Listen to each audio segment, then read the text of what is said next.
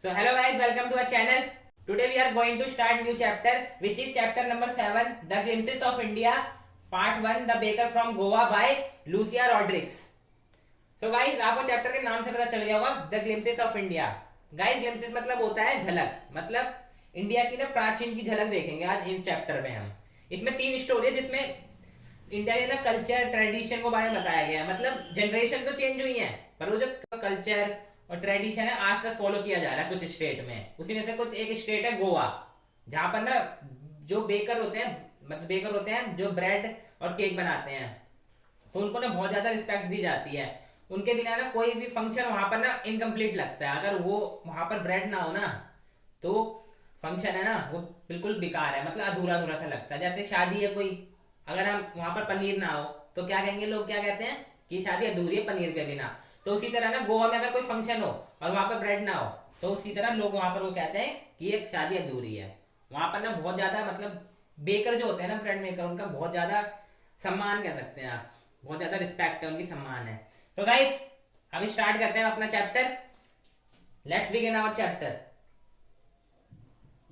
The Portuguese in Goa were lovers of bread. तो guys अब ये देख रहे हैं आप यहाँ पर पोर्चुगीज. तो पोर्चुगल है ना, ये कंट्री है एक, पुर्तगाल, उनके लोगों को पोर्चुगीज कहते हैं. तो उन्होंने ना गोवा पे ना 450 साल राज किया था. तो क्या होता है गोवा में आज भी आप अगर जाओगे ना तो वहां पर आप देखोगे कि वहां का जो ट्रेडिशन, कल्चर, ड्रेसिंग, लैंग्वेज जो है ना वो सब सेम होगी. किसकी तरह?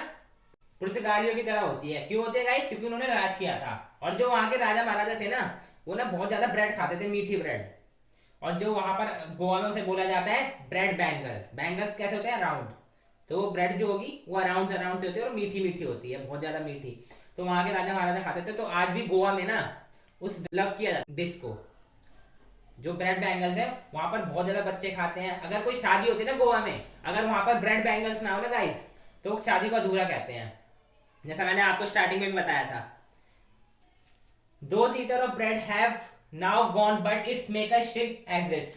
तो गाइस क्या है, वो कहते हैं जो पुर्तगालियों थे वो तो चले गए पर अभी भी जो उनके लिए ब्रेड बनाते थे वो अभी भी है गोवा में. अभी भी वहां पर ब्रेड बनाई जाती है. वहां पर आप गोवा अगर जाओगे ना गाइस तो वहां पर बहुत ज्यादा आपको बेकरी दिखेगी, फैक्ट्रियां दिखेगी और वो सारी क्या करती है, ब्रेड बनाती हैं, मीठी ब्रेड. वहां पर अब तो बहुत टाइप की ब्रेड आ चुकी है पर स्पेशल जो गोवा में आपको ब्रेड मिलेगी ना वो आपको किसी भी इंडिया के स्टेट में नहीं मिलेगी. क्योंकि वो ना जो वहां का जो पुर्तगाल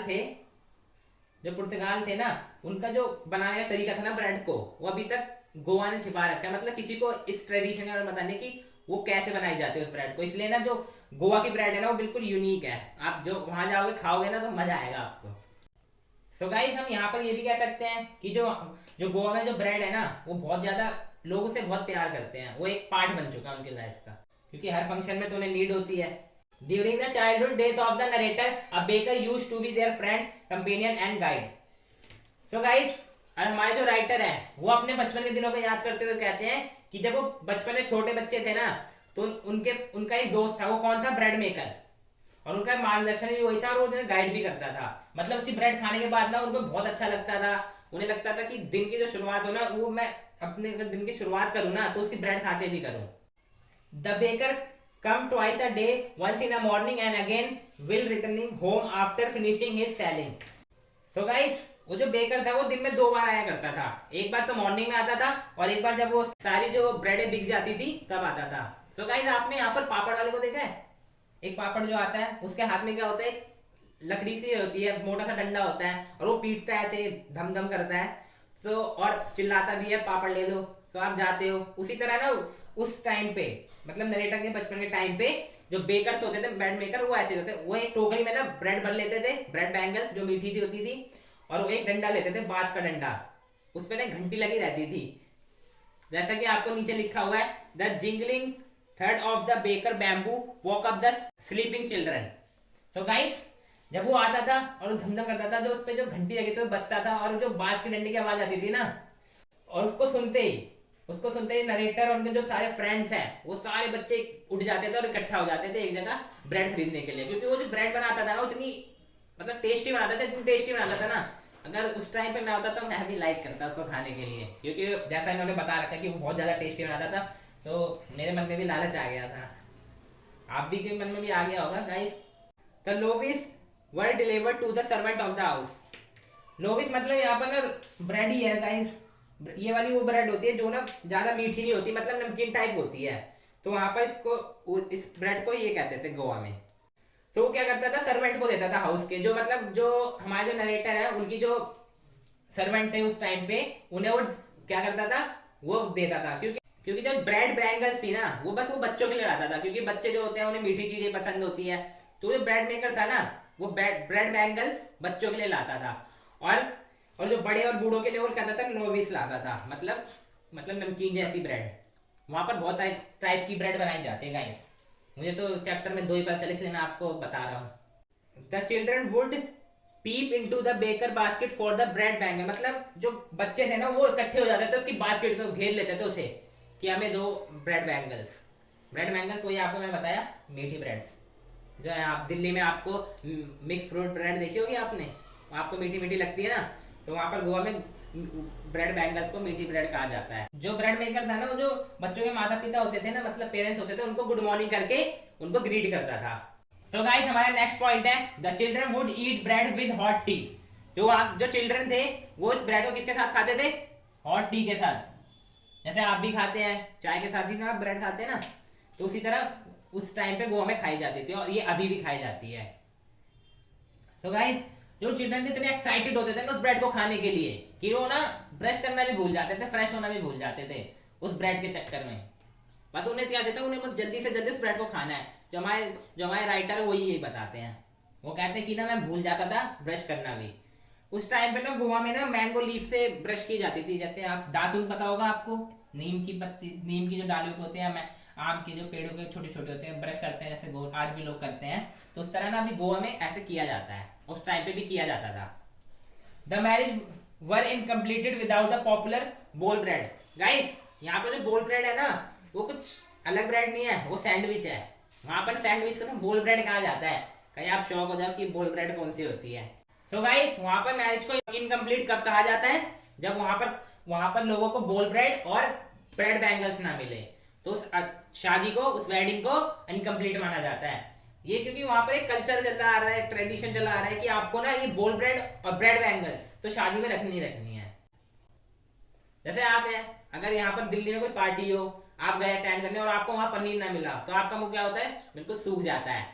तो इसी तरह अगर गोवा में किसी भी वेडिंग में बोल ब्रेड और ब्रेड बैंगल्स ना हो ना, उस शादी को इनकम्प्लीट माना जाता है। वहां के लोग रूठ जाते हैं उन लोगों से। बोलीनेस was a must during Christmas and all other festival. Guys ये बोलीनेस एक स्वीट है जो ना ब्रेड से बनाई जाती है। मतलब ये भी छोटी छोटी होती है, मीठी ब्रेड होती है। जैसे आपने यहाँ काजू कतली देखी होगी, उसी शेप की होती है ये, और वहां पर इसको ना बोलीनेस कहा जाता है। और ये ना कब बनती है, क्रिसमस के और अदर फेस्टिवल जो गोवा में बनाए जाते हैं। क्योंकि गोवा में पता है आपको ज्यादातर क्रिश्चियन ही रहते हैं, तो आपको वहां पर ज्यादा क्या, अगर आप गोवा विजिट करेंगे तो आपको क्या देखने को मिलता है, ज्यादातर बीच, चर्च, यही सब देखने को मिलता है। The baker wore a particular knee length frock now as kabai. So guys जो लोग ब्रेड मेकर होते थे ना, जो ड्रेस पहनते थे उसको हम वहां के लोग क्या कहते हैं, कबाई। जैसे कि मैंने यहाँ पर ये हाईलाइट भी कर रखा है आपके लिए, कबाई। जो ड्रेस पहनते उनकी ड्रेस कैसी होती थी, फ्रॉक टाइप होती थी। जैसे आप कोई शेफ देखते हैं तो शेफ कहाँ तक की ड्रेस पहनते हैं, घुटने तक की, उनकी जो फ्रॉक टाइप लगती है उनकी ड्रेस। सो उसी को वहां पर कबाई बोला जाता था। Baking was a profitable profession. और जो बेकिंग था, मतलब ब्रेड को बनाने का तरीका था, प्रॉफिटेबल प्रोफेशन है। सो गाइस जो बेकिंग है ना वहां पर प्रॉफिटेबल प्रोफेशन माना जाता था, क्योंकि उस टाइम पे कुछ मशीन नहीं थी, कोई मतलब फैक्ट्रियां नहीं थी कि वहां पर उस ब्रेड को बनाया जाए मशीन के थ्रू। आजकल क्या है, बहुत सारी मशीनें आ गई हैं, बहुत सारी फैक्ट्रियां खुल गई, नई नई एडवांस टेक्नोलॉजी आ गई ब्रेड को बनाने की, नई नई मशीनें। तो वो ऐसे बनाया जाता था। और पहले क्या करते थे, हाथों से बनाया जाता था। भट्टी, जो भट्टी आपको देखी आपने, जैसे नान बनते हैं, नान कहाँ बनते हैं, भट्टी में बनते हैं ना। तो उसी तरह ब्रेड को बनाने का भी मेथड हुआ करता था, मतलब एक प्रोफेशन हुआ करता था पहले गोवा में, जो अब चेंज हो गया क्योंकि आजकल नई नई टेक्नोलॉजी आ गई, मशीन आ गई है। The bakers collected their bills at the end of the month. So guys, अगर ना गोवा में शादी होती थी ना, तो जो ब्रेड मेकर होते थे उनको 1 महीने पहले से ड्यूटी दी जाती थी ब्रेड बनाने के लिए वहां पर। So guys, जो जितनी भी ब्रेड डेली बनाता था ना, वो तो उसका हिसाब ना वो पेंसिल से एक दीवार पे लिखता था। वो पेज पे नहीं लिखता था, वो दीवार पे लिखता था जहां वो रोटी बनाता था कि आज मैंने अगर 10 बनाई है तो 10 लिख देता, 20 बनाई तो 20 लिख देता था, ऐसे बना के वो लिख देता था। तो गाइस अब वो सबको क्या करता है, पूरे 1 महीने का वो बिल बनाता है और उसे पूरा टोटल टोटल करके जो जहां पर जिसके घर में शादी होती है उसको दे देता है। तो गाइस ये चैप्टर यहीं खत्म होता है। I hope you like this video. If you want to get this type of video, so you can do one thing, which is don't forget to hit like, share and subscribe button and press the bell icon. Have a nice day. Goodbye.